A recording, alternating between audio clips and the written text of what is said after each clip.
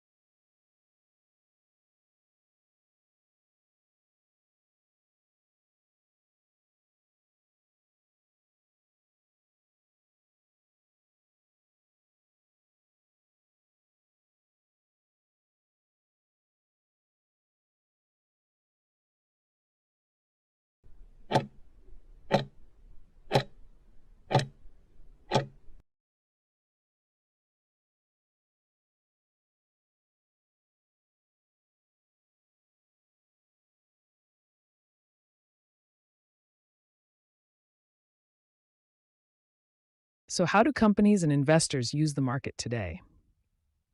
Let's imagine a new coffee company that decides to launch on the market. First, the company will advertise itself to big investors. If they think the company is a good idea, they get the first crack at investing and then sponsor the company's initial public offering, or IPO. This launches the company onto the official public market, where any company or individual who believes the business could be profitable might buy a stock. Buying stocks makes those investors partial owners in the business.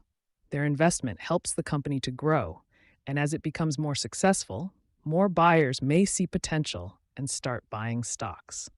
As demand for those stocks increases, so does their price, increasing the cost for prospective buyers and raising the value of the company's stocks people already own. For the company, this increased interest helps fund new initiatives and also boosts its overall market value by showing how many people are willing to invest in their idea. However, if for some reason the company starts to seem less profitable, the reverse can also happen. If investors think their stock value is going to decline, they'll sell their stocks with the hopes of making a profit before the company loses more value. As stocks are sold and demand for the stock goes down, the stock price falls, and with it, the company's market value. This can leave investors with big losses, unless the company starts to look profitable again.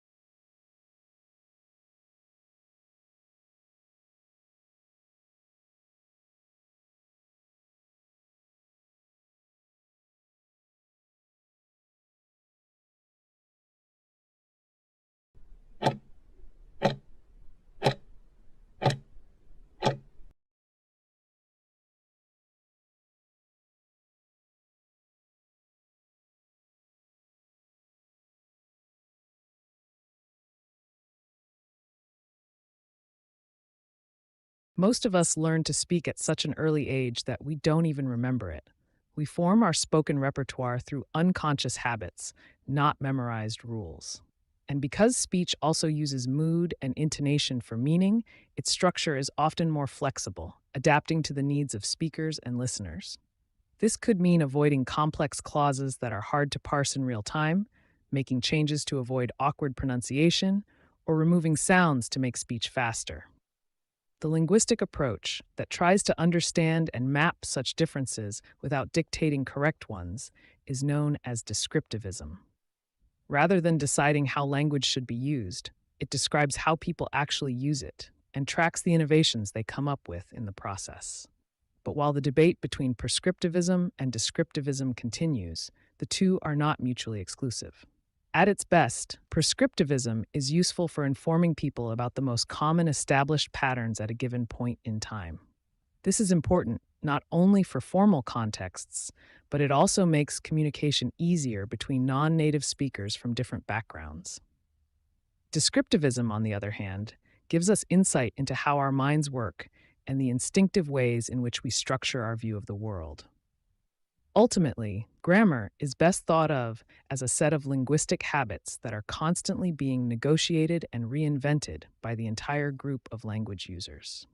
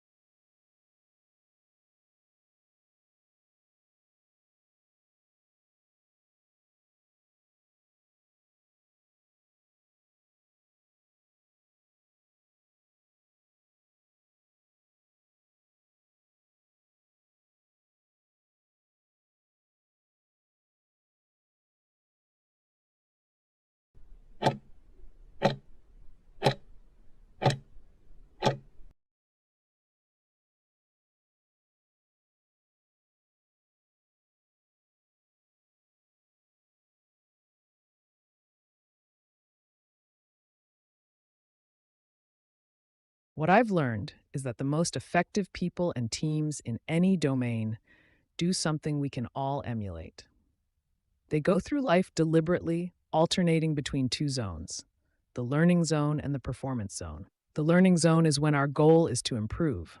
Then we do activities designed for improvement, concentrating on what we haven't mastered yet, which means we have to expect to make mistakes, knowing that we will learn from them. That is very different from what we do when we're in our performance zone, which is when our goal is to do something as best as we can, to execute. Then we concentrate on what we have already mastered, and we try to minimize mistakes. Both of these zones should be part of our lives, but being clear about when we want to be in each of them, with what goal, focus, and expectations, helps us better perform and better improve.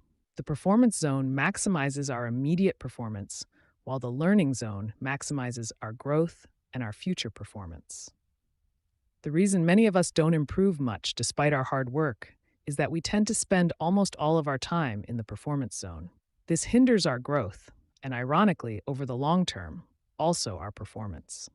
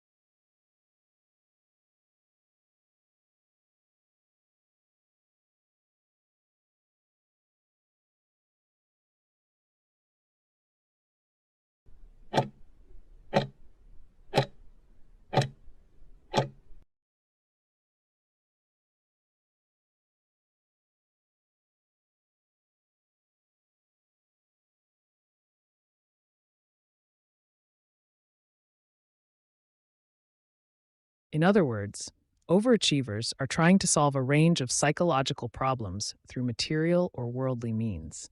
And this is why their efforts must, in a deep sense, always be doomed to failure, even when it appears to most of the world as if overachievers are succeeding beyond measure. Because success is the moment when overachievers are likely to notice the doomed nature of their ambitions. It is a particularly troubling and dangerous eventuality. Depression may set in just after the company is sold. The star will fall into a crisis just after they finally gain worldwide recognition. At exactly the point when their work is acclaimed or finds its audience, overachievers are at risk of severe breakdown. So long as they are merely running, they can forget to notice that their goal is misaligned with their true inner ambition.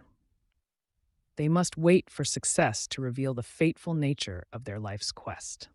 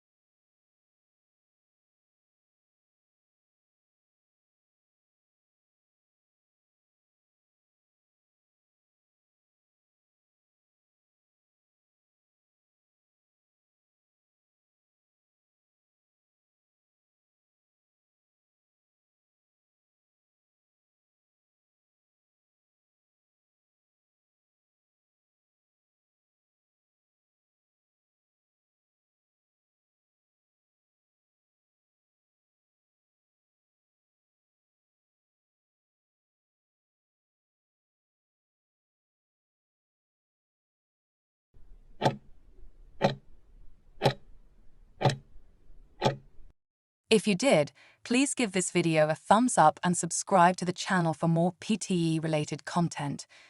Don't forget to leave a comment below letting me know what you think or if you have any questions. Thanks for watching. I will meet you soon at our next video.